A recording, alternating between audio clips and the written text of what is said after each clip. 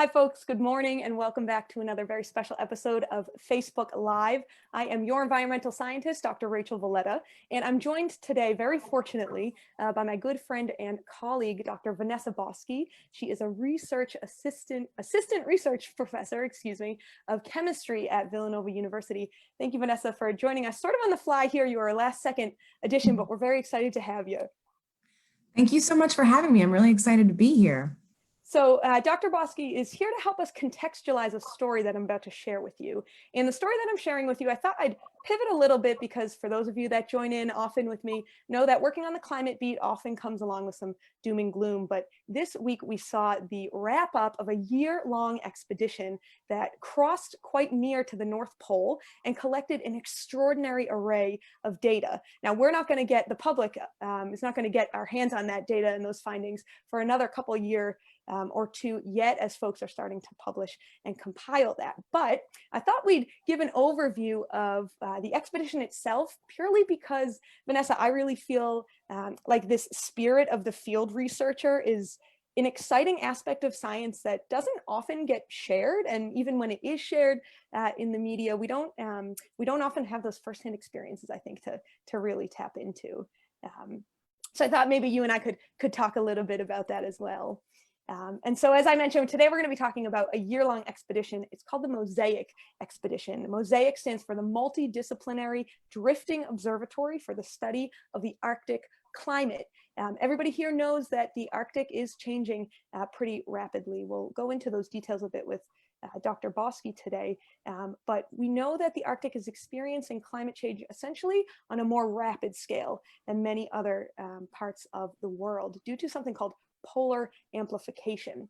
And it's really, really critical that we obtain good quality, long data sets from this region to better understand how those ice conditions are changing, how those temperatures are changing, how those atmospheric conditions are changing. And Vanessa, your own lab has asked and inspected some of these questions a little bit. Yeah, absolutely. We were, looking specifically at, how the ice changing itself is affecting the biology, which affects the surface water chemistry, which then in fact affects the atmospheric chemistry. So there's all of these feedbacks in this environment. And so we're trying to understand how are these different pools related and overall what effects does that have in climate, both regionally and globally. Right. So, of course, our ocean system is intimately connected with whatever's happening with those ice conditions, with whatever's happening in the atmosphere and exchanges between the two. So we'll get a little bit into those details. But now I'm going to share with you a few slides from the Mosaic Expedition, because I think there's nothing quite like experiencing this firsthand for yourself. So I'm going to share my screen here. Let's see if I can do that. We can. Okay, fantastic. Now, I was just told, sadly, I'm going to play a video for you. I was just told that we are not able to hear the audio on it, though. So, Vanessa, can you see that screen that I've pulled up? Yeah, looks great. Okay, fantastic. So I'm going to play this. I'm going to narrate. And it's a shame you can't hear the audio because I quite literally teared up listening to this one. The Mosaic Expedition had a pretty outstanding PR and media team, and I think it's fitting for the research. You're going to see some pretty extraordinary imagery here and some titles come across the screen of what these researchers were looking at, were interacting with for a full year. You can see their ship there in the distance. It's called the Polar Stern. The Polar Stern is a German boat, as the pronunciation sort of implies there. And you can see that they actually broke through thin Arctic sea ice. Here we can see some scientists having some fun. We need to have some fun, obviously, while we're on these trips as well. We'll show a map in just a moment of where the expedition actually traversed, but they had to depart from Norway, Tromsø, Norway, and they eventually ended up about 350 miles or so from the North Pole. There they attached themselves, or they moored themselves, to what's called an ice floe. And Vanessa and I can get into what an ice floe actually is in just a moment. But for the next year proceeded to float along with the moving sea ice.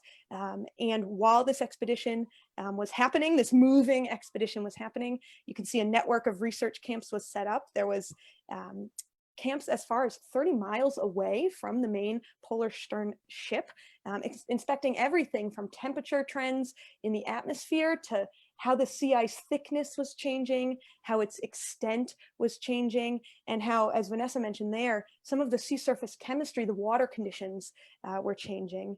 So this was a promo from the beginning of the expedition. There's sort of an animated traverse of where Mosaic actually went, that blue line you can see there. Pretty extraordinary. I definitely encourage you to check it out on the Mosaic's research page. As I say, I really teared up. Emotional stuff here, guys. You know I get into this. So let's move on here. I've just got a handful of photos to share. I think they're really extraordinary. As mentioned, they departed from Tromsø, Norway. This was back in September of 2019. They sailed almost due north here, again, about 350 miles or so from the North Pole. They found a nice ice floe to attach onto, and then they proceeded to float with that moving sea ice in this direction downwards, quite near the North Pole, and eventually out of the Fram Strait. We'll talk about a complication that actually happened while they were in the Fram Strait due to, unfortunately, the coronavirus. And then eventually they made their way back down just this Monday, arriving at Bremen, Germany, to finalize their trip. Some of the logistics here are pretty extraordinary. Vanessa, you've been a part of logistics like this for big ocean cruises. Here's the ship itself arriving at the ice floe and beginning to set up camp. I thought this photo was kind of extraordinary because it really does show the scale of the operation. There were about 150 different devices deployed just in the immediate area surrounding the ship. And again, some of those research stations were up to 30 miles away. So 30 miles across this sea ice here to a different research station. And we'll talk about some of the various data sets that were collected there. Here's an up close view of what one of those stations looked like. You can see they strung power lines. And I wanted to show this because you see a couple folks here in Ice Ridge. Vanessa, can you guess what these two scientists are doing on the lookout here? So I'm seeing the map of, I'm just seeing the map. View map on the PowerPoint. Oh, let's try again. Thank you for interrupting me. Zoom technical issues. Y'all are the best for staying with me. We'll try this. We'll try this one last time. Were you able to see the video play? No. You didn't see the video play. Why didn't you stop me? Well, there you go. There you go. Well, all kinds of technical trouble here. Oh, well, maybe we'll. Oh, there we go. We'll just skip ahead then. I'll leave it up to you folks. There is a beautiful video on mosaic-expedition.org. Apologies for the technical troubles there. You can see the ship here that I was just, excitedly describing. About 150 or so different devices deployed in the immediate area around the ship. Were they doing ice cores? Substations. Yeah, that's exactly right. One of the very common data sets collected in this area is from collecting ice cores. And they actually collected thousands of ice cores. So mini ice cores, not necessarily used, as we've talked about before in this program, to reconstruct past climates, but instead to gauge the thickness of the ice and to gauge how compact that ice is. Vanessa, firsthand that the health of that ice we can learn a lot about just by inspecting those little hand cores. Absolutely, those multi-year ice, which is ice that sort of has accumulated over several years, versus first-year ice, which is ice that just forms seasonally. That tells us a lot about how the Arctic is warming. So the extent to which that multi-year ice is being lost in the Arctic is really what's quite alarming. Right. Right, and we'll get into the details of that. Okay, so I switched sides. Can you see that now, Vanessa? I can see that, sorry. Okay, we're cooking with gas here, folks. Hang with me. So again, here's one of our distant field research sites. Some of these up to 30 miles away from the main ship. And I asked you there, Vanessa, if you wanted to take a stab at what you think the scientists in the red coats on the left side here, sort of up on that ridge, what do you think they're they're doing, sort of just standing around looking into the distance. Is it a polar bear lookout or? Yes, that is exactly correct. So on these expeditions to the Arctic Circle, I've had to be trained like this. I know, Vanessa, you've worked with folks on teams that have to keep a lookout like this when polar bears may come by. You actually get rifle training when you travel to distant places like this. There's, of course, a series of safety measures that happen far before a rifle is ever actually needed to be deployed. It's actually quite rare to have to use a rifle, but this is always a safety measure we have to keep in mind when doing research in such a remote and harsh field site. And like you said, everybody has to be rifle trained. You know, That's right.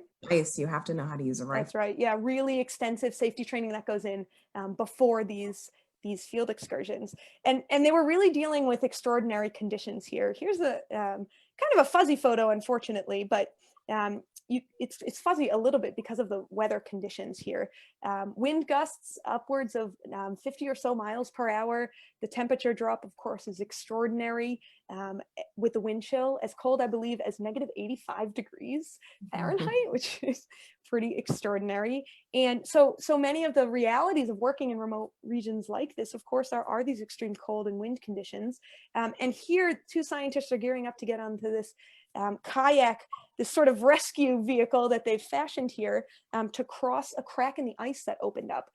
So as we mentioned before, sea ice we often think of as sort of a white blanket, as if it's a static feature, but no, actually it's quite dynamic, and it responds to currents. So there's constant movement of the ice over the ocean surface. It's constantly being stretched and compacted. It can change shape, it can crack, and this is one reality, unfortunately, of thinner sea ice and warmer ocean conditions, making it harder, more dangerous for these research expeditions to occur. So we can see these scientists getting ready to go visit actually the ice in the distance here because one of their instruments floated away. So pretty dangerous stuff. Again, pretty extraordinary conditions you can see here, kind of showing really well, I think, that it's pretty windy conditions. We do have a Zoom question. Do you have to train for this kind of mission? And if so, how long does it take? Vanessa, do you want to, I can share my own experience, or you want to take a stab at what some of your own group members have had to do for missions like this? Yeah, absolutely. So there's some sort of fundamental training that you have to do for emergency circumstances. So for example, if you're on a ship like this, I myself did not go on this expedition. I was there to set the ship up, and you know, we call this mobilization. So we set the equipment up, we had to strap it down. But in terms of, you know, actually being on the expedition, I was not, but my master's student was. And so some of the training I got to have her or see her do was, you know, one of the things is, you know, if the ship goes down, they have to know how to swim in a certain formation. They sort of link legs and swim backwards. So they have to be prepared for any sort of emergency situation, which they sort of prepare as well. But and as Rachel mentioned, you know, also rifle shooting. I have great videos of my student on the back of the boat as it's moving, skeet shooting with a rifle. No kidding. Yeah, in terms of just the physicality, not really for this particular expedition. My student didn't have any physical requirements, but on some expeditions there are. I know, Rachel, you've done more extensive field work that involved you being in more remote areas, but being on the ship, you know, there's health professionals and things like that.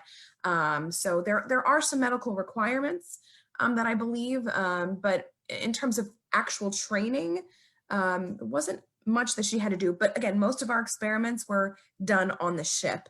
She was on the ice helping other researchers, but the majority of what she was doing was already on the ship. So she had minimal training requirements. So Rachel, you probably could speak more to that. Yeah, thank you. You covered a lot of it, and certainly some expeditions require more health health metrics to be met. So, for example, in Antarctic field work, there's full health panels that you need to get checked out. Everything from an EKG to blood work, urine samples, etc. I mean, it's a full head-to-toe analysis of making sure that you're not really at a higher risk because the health access to good health care and emergency medicine, while it certainly exists, and we can plan as many contingency plans as we want. Of course, we want to avoid the most extreme scenarios as much as possible. So as Vanessa shared there, these ships have their own onboard medical team. Often they have a ship doctor that comes along, if not more than one. And there are other unexpected events that can occur that could not have been planned for. For example, the coronavirus pandemic. I've got a slide at just the end about how that potentially harmfully impacted the ship and the expedition, but luckily there was not an outbreak on the ship, so I won't let anyone get too worried before we go ahead there. So let's just hop through the rest of these photos, because Vanessa, I'd love to get to your own group's research and really share some of that. Here, just a really, again, another evocative photo you can see.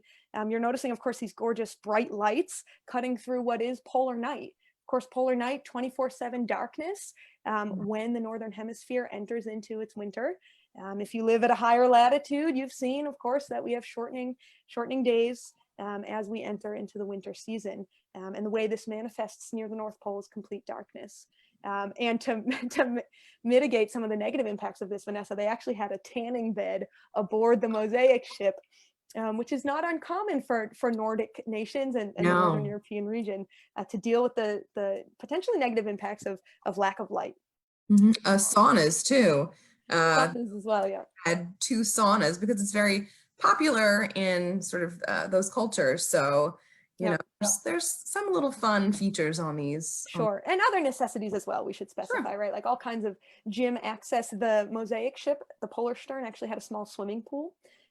So any way we can support the mental health and the mental well-being of the crew. It seems extravagant, but imagine being aboard the ship for 2 months at a time. That's what these shifts were. 100 scientists rotated in every 2 months, and this was their home. They ate, slept there, interacted socially entirely with just this little tiny country almost, all stuck in one area.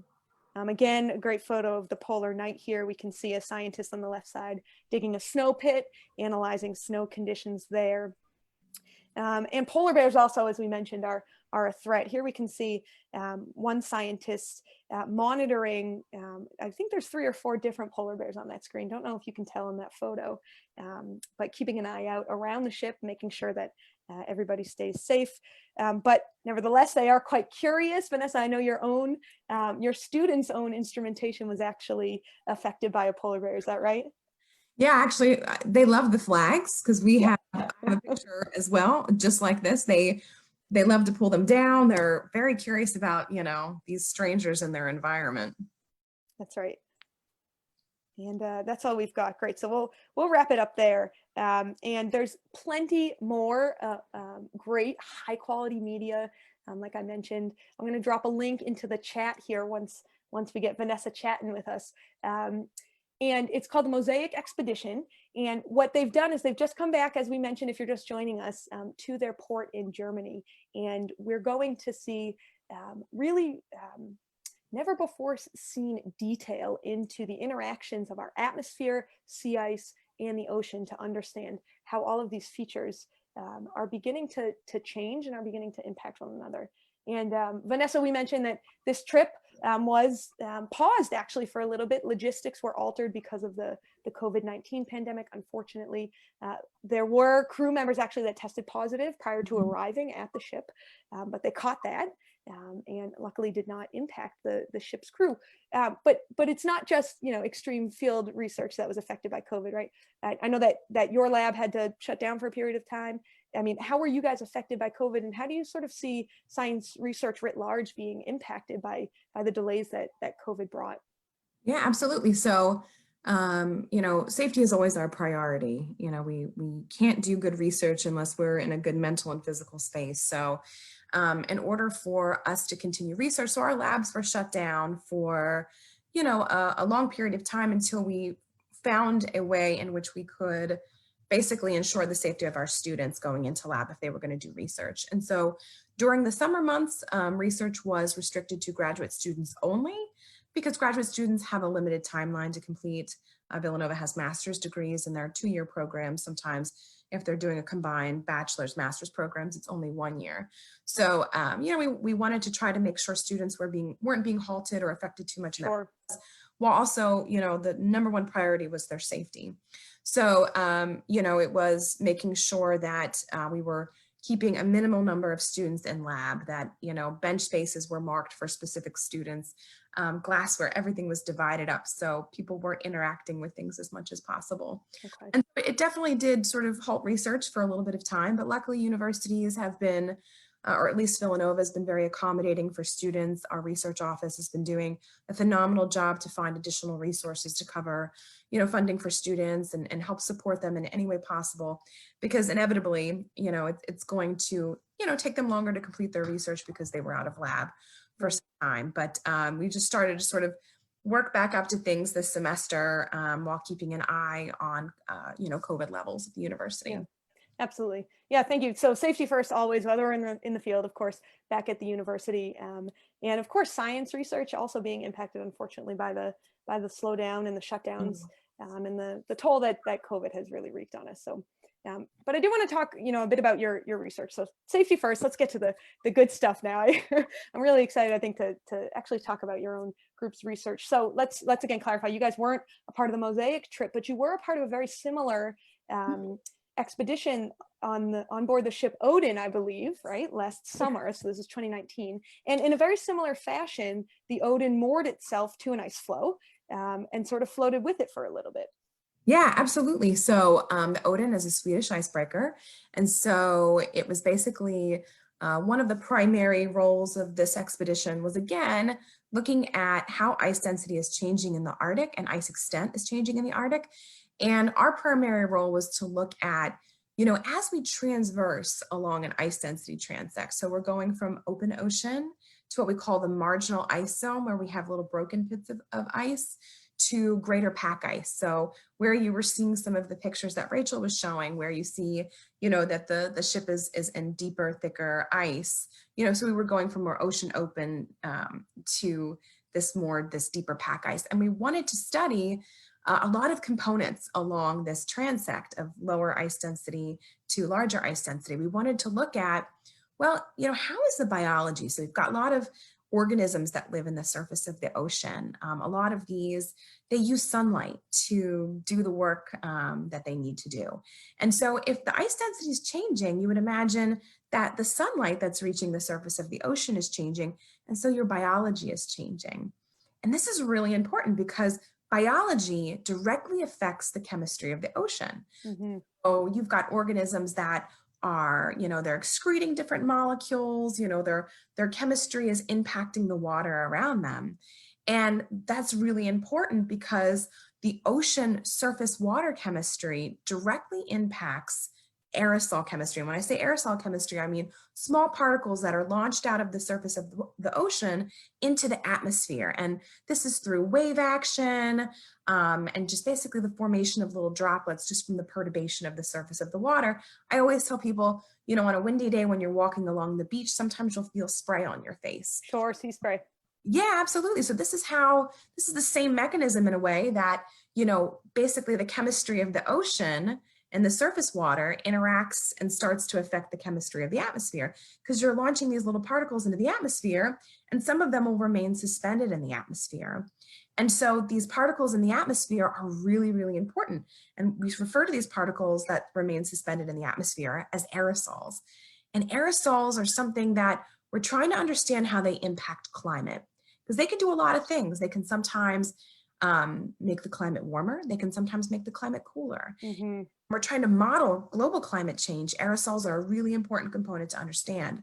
So if we know the biology is affecting the surface water chemistry, and we know the surface water chemistry affects the atmospheric chemistry through these interactions and affects the types of aerosols that are being produced, and then aerosols affect climate, there's a lot of relationships that we're trying to break down here. So in order to do this, we were looking at water. We were sampling water chemistry. We were sampling aerosol chemistry in these regions. That was just a small component of what we were doing. Like you said, just like Mosaic, there was a consortium of scientists from all over the world looking at weather data, looking at other sorts of aerosols and biology and the ice itself. So it's really a team effort. I can't sort of emphasize that enough. Yeah, absolutely. Here, let me jump in there Yeah. because I think absolutely that collaborative point is so crucial. But I want to back up there. You just shared such rich scientific information. I want to make sure that we don't lose it. Let's start all the way at the beginning there, where you were describing that the changing sea ice, its thickness, and those photosynthetic organisms in the shallow ocean really rely upon very specific conditions, right? And so I think often when the general public thinks about changing sea ice, we immediately jump to those really iconic species like polar bears. And indeed, polar bears are being impacted, and certainly humans also, the way humans hunt are very directly being impacted, negatively so, by thinning sea ice and less extant sea ice as well. But there are also incredibly complex cascading ecological impacts. And what do I mean by that?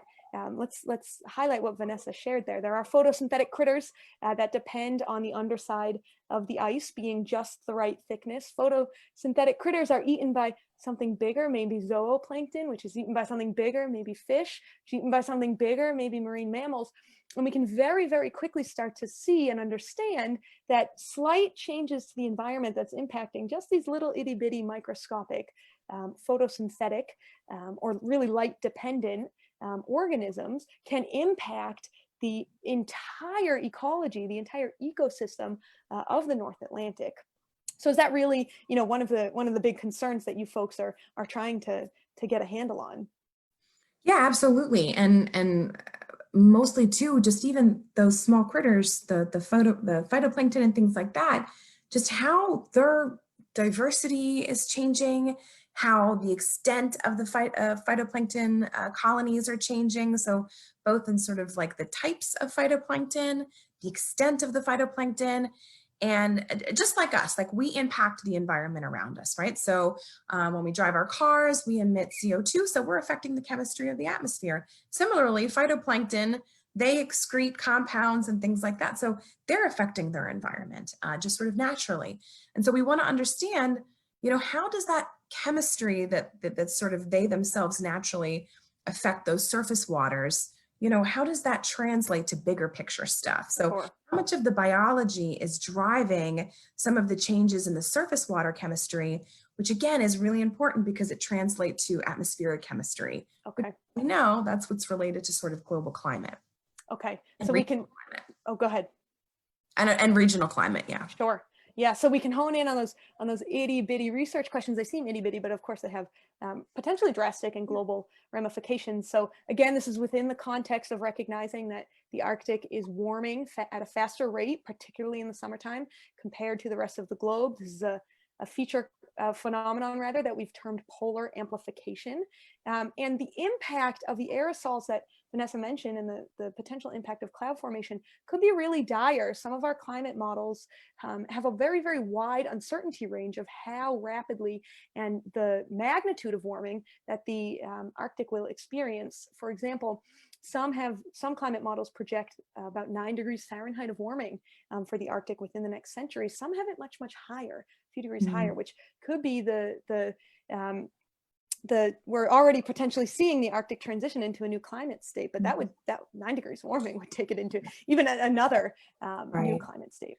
That's like doubling almost what we project for sort of global, warming. Right. The thing is too, is that as we lose that ice density, that ice acts like a gigantic mirror and it just shoots the radiation. And Rachel, you know all about this, shoots the radiation back into outer space. So when the sunlight, think about, when you're outside and it's a snowy day and it's bright, it's blinding on your eyes. But in the Arctic, that's a really important mechanism to release radiation back into the outer space, right? So they're actually like gigantic mirrors helping to cool the planet, not just because the ice is cool itself, but because it's reflecting radiation back into outer space. So then as you lose that ice, you're losing that mechanism that helps to cool the planet. And so that's, why you get faster warming in the Arctic, because it's not just warming like the rest of the planet, but you're actually losing cooling mechanisms. Yep. So it's spot on.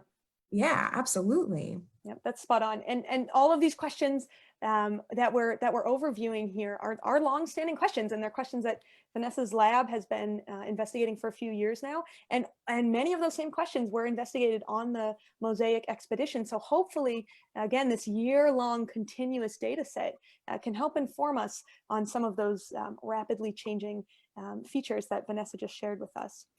So go ahead. Remember, we've got Vanessa for a few more minutes here. So Vanessa, stay with me. Go ahead. If you've got any questions, drop them in. We've got Vanessa here for another 10 or so minutes with us. We do have a question about what we can do now to help the Arctic. And so Vanessa, maybe we'll put a pin in my next question to you about cloud chemistry, because I'm very excited about cloud chemistry, and maybe think about how we can start acting to impact the Arctic positively. Anything you want to share there? Yeah, absolutely. There's so much that we can do. Sometimes we always think of the Arctic as this sort of isolated environment, but in fact, everything you do on a daily basis impacts the Arctic. So we think of this Arctic as this pristine environment that really isn't touched by man, but we've sampled snow and ice and we find organic pollutants, PCBs, we find all sorts of organic pollutants that we use and manufacture and release in the lower latitudes, so where we live. So I can't tell you, like, we see black carbon up there from from the forest fires, from fossil fuel burning. We see evidence of this in the Arctic, right? Because things are just sort of mixing in the atmosphere and they get deposited in these regions. So I always want to emphasize to people that these aren't isolated environments. They're totally, this is an open system. Everything is connected. But things that we can do, right? I mean, the obvious is being conscientious of our energy use, where we're sourcing our energy from. Things like using public transportation is so important if we're able to. One of the ways, just being aware, there's really great resources through things like the National Oceanic and Atmospheric Administration.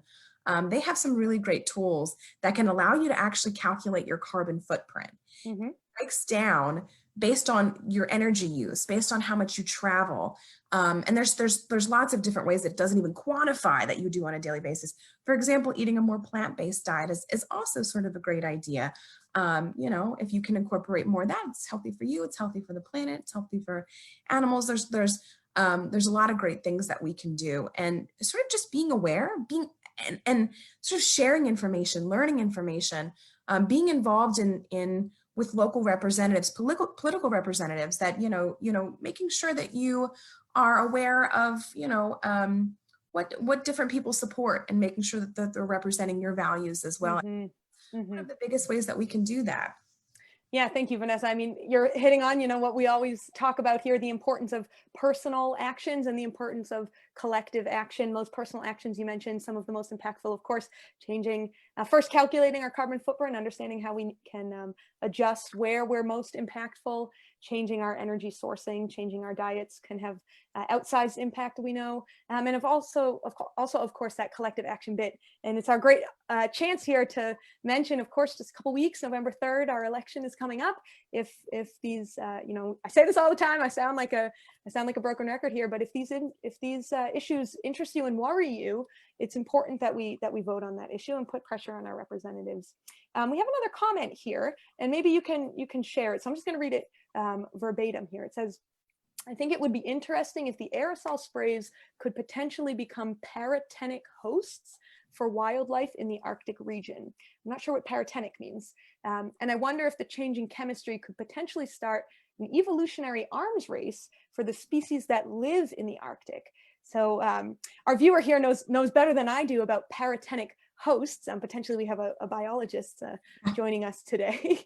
But I think if we zoom out a little bit, I think maybe we can reflect on the fact that, yeah, absolutely, changing atmospheric chemistries and ocean chemistries could potentially start to impact different species that are present in an area and how they interact with one another. Is there anything you want to contribute there? So some of the aerosols that we look at are primary, what we call them primary aerosols. And we focus actually more specifically on primary organic aerosols, but our colleagues look at all sorts of aerosols as well. When we think about aerosols, we think of things like, so some of them are, I'm sure, organic molecules that are sort of biotic in origin, but a lot of the majority of aerosols we see are salts. Pollen is certainly one of them, which is biologic in origin. Soot, sulfuric acid. So we can have small inorganic molecules. So those are non-carbon based molecules. We can have small organic molecules. So some of the stuff that we focus on are, some of these more complex and even smaller organic molecules. That's sort of what we look at. We haven't really studied the impacts of those aerosols on other organisms or higher organisms. We sort of more look at, how do these really small, either molecules or even larger things like salts, like, salt crystals and things like that, how do they undergo different processes to form larger aerosols? And once you start making those larger aerosols, like Rachel alluded to, they are what we call cloud condensation nuclei. So they act as basically little surfaces for water molecules to condense and accumulate, and they form clouds. And clouds, they can reflect radiation too. So clouds impact climate as well. So we're sort of more looking at, how basically what the original aerosols that are coming from the surface of the ocean, what do they look like? How can we characterize them? And what sort of processes will allow them to form larger aerosols, which can then really start impacting clouds and an impact on climate. Yeah, that's an excellent segue back into your research, and you totally beat me to my own question there. So those aerosols that you just mentioned in the statement, and thanks folks for sharing that thought. Those aerosols can also be produced, of course, via this wave action that you were mentioning earlier. Yeah. So this is precisely something, again, Mosaic Expedition was researching it, your group has researched it, and I mean, it sounds like, I know we're still in the publishing space here, we still haven't yet finalized these findings yet, but what is your group starting to see about how that changing chemistry potentially is impacting changing aerosol composition and maybe in turn going to impact cloud formation? Right, absolutely. So there's a couple of different mechanisms, that just sort of physical mechanisms, in terms of how do we get surface water into tiny little droplets. And there's a couple different mechanisms that we sort of understand do that. And so what we look at more as is what is the chemistry of those droplets, and does the chemistry change with the particle size of those droplets? Because that's really important, because like I said, the size of those particle or the aerosol particles, it impacts its ability to be a cloud condensation nuclei. So we definitely do see changes in the chemistry with particle size. So as those little sea spray aerosols are formed and we sample them, basically using what we call an air sampler. And so basically, I like to sometimes call it a glorified vacuum cleaner. It's a technical piece of instrument, but it has a motor that pulls air in through this device, and it pulls the air through these different size separated substrates. And we take those substrates, which are basically just, it looks like a piece of paper, and we extract the aerosol particles off of those pieces of filter paper, actually called substrates because we're not filtering, but and we analyze what the chemistry is different. And we do see very different chemistry depending on the size of the fraction. Whereas some of your more inorganic stuff, you might find is in the larger size fractions, whereas some of your more organic stuff, you'll find in maybe some of the smaller size fractions. So we definitely do see a differentiation. And again, that's really important because it drives some of the chemistry that happens in the atmosphere once these particles are emitted. So from those differentiated classes that you just described for us so wonderfully, and you're so truly a chemist. I do appreciate the distinction between the substrate and the filter. Yes, filter. From those, is there any reason to believe then that as we continue this trend of less sea ice cover, I think I might have froze there, so I'll repeat it again. As we continue this trend of less sea ice cover, is there any reason to believe that cloud formation could change? I mean, are we going to get different types of clouds? Are we going to expect to see higher clouds? I mean, I'm not sure. Yeah, and so this is the ultimate question, right? How does this? And that's what's so cool. You have all of these scientists working on the boat, and we're all answering sort of our little puzzle piece. We all have little puzzle pieces. And at this point, we're, even though this expedition was in 2018, I believe it was, 2018, I have to remember, we're still putting those puzzle pieces together. So, it's going to take a little bit of time before we see, how does the data that we have, now we're actually just doing presentations. We're doing sort of talks at this point. So people are really sharing their research. We have these bi-weekly meetings with all of the other scientists on the Odin. So we're sharing data, we're comparing notes, we're saying, hey, you know, the trends that you're seeing here, we see as well. You know, where can we collaborate on this and share data to start answering some of these bigger questions? But that's sort of the ultimate goal is, you know, how do some of our individual questions help answer this overriding question of, you know, how is this going to really ultimately impact the global climate? And those answers will come. It's just we're at those beginning phases, you know, a year or two after you get done the expedition, each individual team is putting their data together and answering their own questions. And then after that, you know, it takes time for everybody to sort of come back and say, okay, let's compare notes. What are you seeing? Do some of your results answer some of the questions that I have? So that's what's so cool, what Rachel was talking about in terms of these expeditions, is that it's a huge collaborative effort. You know, a lot of people sacrificing a lot of, you know, hard time and up in the Arctic, and, you know, the results and are really very well, you know, worth it. Yeah, absolutely. Thanks for hitting on that again. So watch this space, folks. We don't yet know how it sounds, how our changing sea ice conditions will impact cloud formation, but we sort of have an inkling that it's going to. And let's underscore that point that Vanessa shared with us earlier, that depending on the type of cloud and its composition, it could help cool the Earth's surface, but it might also help warm the Earth's surface. Yeah, the height of the clouds makes a difference as well.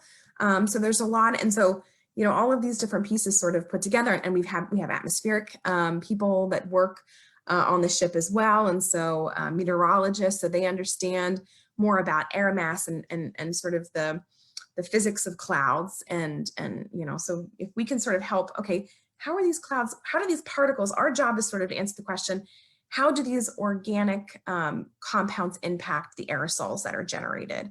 And then somebody might take that piece and say, okay, these are the aerosols we're getting, you know, how would that impact the formation of these larger aerosols? And then somebody might take that data and saying, okay, well, we know this type of chemistry makes these types of aerosols, and we know these aerosols are really good cloud condensation nuclei. Well, then we might be able to model or make projections from that, where we are right now, which is really cool. Fantastic. And sort of putting things together. We're still, you know, diving into the surface a little bit here, and it takes time to really come up with these answers to these bigger pictures. Sure. And, you know, and a final note there, it really hits on why it is just so darn hard to put together these global climate models. There are so many physical and chemical details that we need to feed into these models, and getting each of those minutiae absolutely certain is a grand challenge. We're not there yet, but we've certainly made incredible strides in that direction. So thanks, Vanessa, for joining us. You were really expert in breaking down some pretty complex science here, and I think helping us better understand why trips like the Mosaic Expedition are so exciting. I bet you can't wait to get your hands on the Mosaic data sets as they start to be made public. I do. I know, it's really cool. And, you know, when you think about the people that are working on these expeditions, you know, they're, you know, regular people. You know, sometimes, you know, we think about, you know, what does a scientist look like, or what do they do? And part of our grant was also to, you know, do this short documentary to sort of show the personal side of this science, which is, you know, it's people that are just committed to trying to understand the Earth so that we can make better predictions and basically sustain, you know, ourselves as a human population. So, awesome. You know, it's sort of keeping that big picture that, yeah, we're doing science, but at the end of the day, we're really just, you know, individual people that are passionate about, you know, sustainability on this planet, and that's what really drives us. So that's really cool. Excellent. And where can we go to learn more about your own group's research, or as it pertains specifically to the Odin project? Yeah, absolutely. So the Odin has its own webpage that, you know, you can find information. It's ODEN, and again, it's a Swedish icebreaker. So they have information on previous expeditions and data of previous expeditions. You know, we have colleagues at the University of Michigan, Carrie Pratt, and as well as Bigelow Laboratories. It's a private laboratory in Maine, Patty Matry. So these are different organizations. If you're interested in this kind of stuff, or, you know, always feel free to shoot me an email. You can look me up at Villanova University, and I'm glad to answer any additional questions or interest you might have. Fantastic. Thank you, Vanessa. I can't wait to have you back on and get more into this, bit about scientists having their own values and as people, but also, of course, to hear about these emerging findings that your group and others are working on cloud formation. So thank you so much for joining us. For the folks at home, you can check out that link. I heard earlier that we had some video trouble, unfortunately, but you can check out any of the videos that did not play today at mosaic-expedition.org. Again, the Mosaic Expedition year-long vessel at sea locked into the Arctic sea ice has just gotten home in Bremen, Germany. You can learn everything about the daily ship log, if you like, about the science happening, about any of the details of the logistics at that website. We dropped the link into the chat box. So I think that'll do it for us today. Thanks for joining us. Again, Vanessa, can't wait to see you on this program again. And everybody have a lovely afternoon. We'll see you next time. Thanks for having me.